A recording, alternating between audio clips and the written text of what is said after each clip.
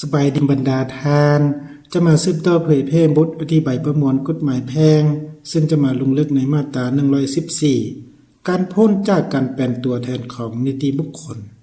การพ้นจากการเป็นตัวแทนของนิติบุคคลเกิดขึ้นในกรณีดังนี้ 1. ครบอายุการ 2. ถูกปลดตำแหน่ง 3. มีการละเมิดขั้นตอนการเลือกตั้งเป็นผู้บ่มีความสามารถทางด้านการประพฤติหรือเป็นผู้ล้มละลายตามคำตัดสินของศาล 4. เสียชีวิตลาออกข้ามเงื่อนไขของการเป็นตัวแทนนิติบุคคลตัวนี้ถือว่าเป็นเนื้อในของมาตรา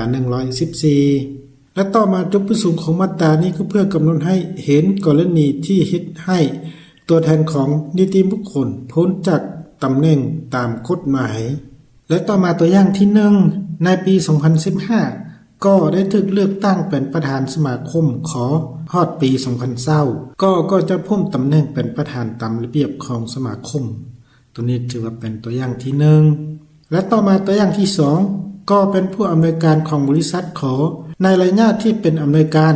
ก็ได้เปิดเผยหรือไขข้อมูลลับของบริษัทขอให้แก่บริษัทข้อที่เป็นคู่แข่ง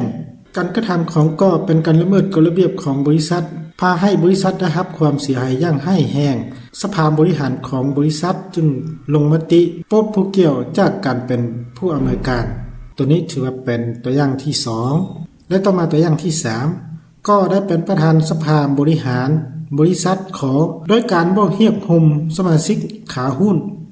ครบตามระเบียบภายในบริษัทตัวนี้ถือว่าเป็นตัวอย่างที่3และต่อมาตัวอย่างที่4ก็เป็นประธานบริษัทและประสบอุบัติเหตุพาให้เสียความสามารถทางด้านการประพฤติ